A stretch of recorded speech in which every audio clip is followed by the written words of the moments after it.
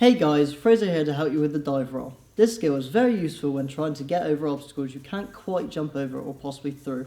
For example, doing the move over hedges where you cannot put your hands down or body parts onto them, as you'll go through them, or through possible gaps you may not fit through if you were to jump normally.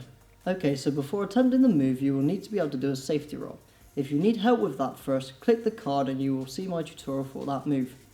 Once you can do that to a high standard, you'll then be able to safely move on to the stages for the dive roll. The first drill is to start in a crouched position, and instead of placing your hands directly on the floor before, try to reach forward with them and go into the roll. When you feel confident with that, change the start position of which you are practicing your roll. Do this by standing up taller and see if you can do it from there. When this is too easy, it's now time to start jumping forwards with it. Try to take off of the floor with your feet before you place your hands on the floor. As you get more confident, you can do this and roll out of it safely.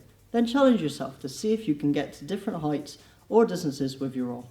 Remember when doing your roll to land with your hands first, to bend your arms and then drop your shoulder, tilting the head to the opposite side you are going over, and roll across your back, avoiding your spine. This way you will roll with enough momentum to go back to a standing position whilst absorbing impact and minimalising the risk of injury during your dive roll.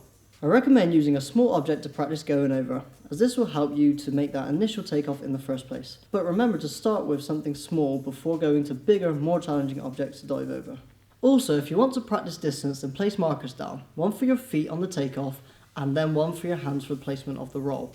Change the distance between the two as you progress to see how far you can go. With that being said, once you get to that stage, you're at a place where you can begin to run into the skill to create more momentum for height, distance, or both.